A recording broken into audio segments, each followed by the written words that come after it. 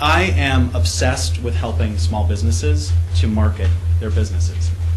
I realized in my background, you may have done a Google search on me, but my background is I was a sales guy for many, many years in advertising. And I realized when I was selling to the small business people who were buying my advertising that they had really no defense against the salespeople. So, you know, you want to find the silver bullet for your business that's going to bring in tons of leads into your company, and you believe the guy that walks in the door because he's got a really great story. And, well, the guy that walked in the door that's selling you the advertising is the guy that has everything to gain from you making a yes decision. And I actually had an event where I walked into, I was with one of my salespeople, and I walked into a bakery in San Leandro, and the guy that was behind the counter was crying. And he was about 65 years old, and I was like, wow, what's going on? We're not having a sales call right now. And I asked the guy what was going on, and the Yellow Page people had sold him an ad that was like $1,000 a month, and his rent was $1,000 a month. And he was a brand new business, and he had absolutely, he was just taking this person's word for it, and that clicked for me, and I said, you know what, I'm going to fix this problem. And so 2 years later, we wrote our first line of code for AdSymmetrics, which is a marketing measurement platform. And what AdSymmetrics does, which is AdSymmetrix.com, is we are an agnostic service that lives outside of salespeople, that lives outside of the publisher, that lives outside of Google, and lives outside of the small business. And you put your advertising into our program, and we can tell you what's driving traffic to your website, what's making your phone ring, whether it's a newspaper ad, a direct mail campaign, a Google AdWords campaign, or just organic traffic. And so I think we've done a pretty good job of helping small business people. And so that's kind of morphed itself into a really fun thing that I get to do, which is I get to be submerged in all this new technology. And I realized since I've been working with small businesses, that you start your small business for one of two reasons. You have a skill or you have a passion. And you have to be a marketer, and you have to be the person that fixes the plumbing, and you have to do all these different things. And everything in online is moving really quickly, and it's very difficult when you've got your head down in your business to really focus on things that are coming up the pike. So I speak often for companies like Microsoft and Washington Mutual and Comcast and all over the place. And these are all companies that are dedicated to small business. So I only go where I can get access to small business people to really help them to put simple plans in place that can help them to really impact their business in a meaningful way. So what we're going to talk about today is we're going to talk about this big puzzle, which the puzzle has many components to it. And when I was putting this together, does anyone here follow me on Twitter? Anyone follow me on Twitter yet? Okay, just a couple. I was on Twitter talking about how this is such a big thing, and we have only so much time and so much runway for people to be interested, that I had to kind of carve it down a little bit.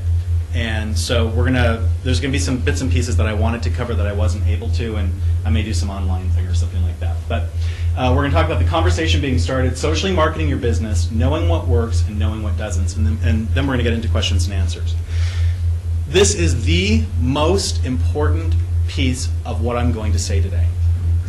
Like, if you have to ignore everything else that I say, remember these three words.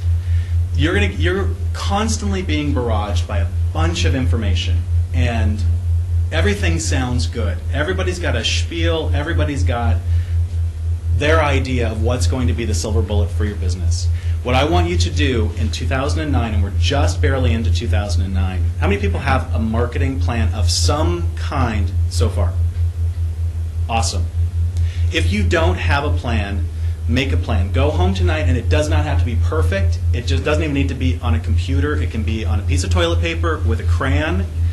Make a plan, and then measure that plan as you get going, because if you don't measure it, having a plan is great, but if you're not going to measure it, don't make a plan. Them's the rules. All right.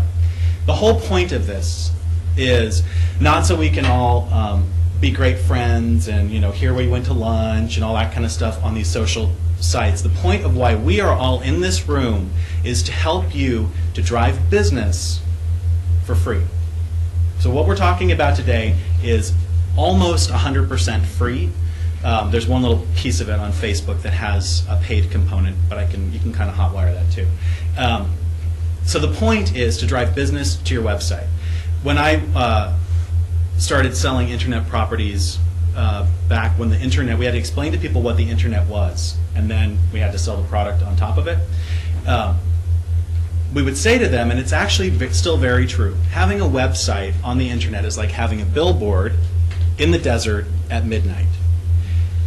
It's really great, but unless people know about it, it's absolutely futile to have a website. So what we want to do is help you to drive traffic to that website in a way that's going to help you to increase business.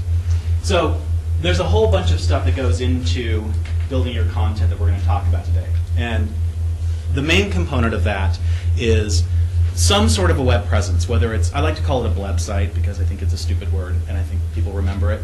And I like the idea of mashing up a website and a blog and putting them together because it's so much easier to update your blog than it is to update a website.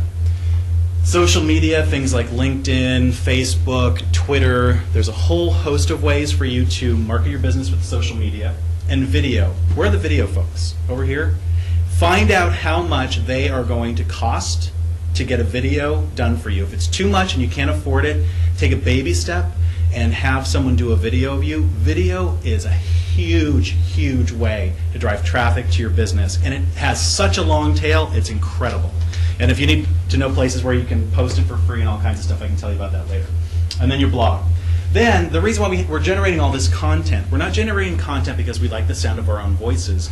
We're generating the content because, like Patrick said, it winds up in all kinds of places. So LinkedIn and Facebook and all these video sites, they have people who are putting this into the search engines like Google, which is really helping you to build yourself up and get exposure into that first page. Stay on that side of the screen. Oh, okay, did you lose me? Okay. Oh, okay. So here's a little secret too, by the way. If you want to get on the first-ish listing on Google, go to Google, add business listing, and that you can now input yourself into a Google map, and the maps are the first things that show up on the page. So if you're in it, like wedding photographers, in the Bay Area, it is hard to gain that AdWord campaign. It's just really, really expensive because there's a lot of people competing. So if you are smart, you will go and add your business into Google Maps and you'll be at the top of the list when someone does a geographic search for something like Bay Area or San Francisco wedding photographer or Oakland wedding photographer. All right, where was I? Okay, so the reason why we're doing that is we want to get all this content out there and we want to get people talking about it and interacting with us. So things have kind of changed from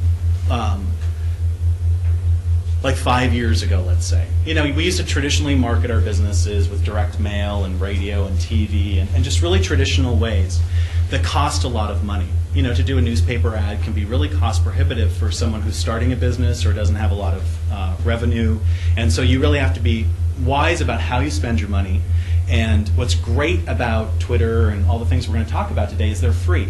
And so I like free. And I like free that has impact, as opposed to something that's just not useful. So now we're talking about what I just said. Anyway, the conversation has started.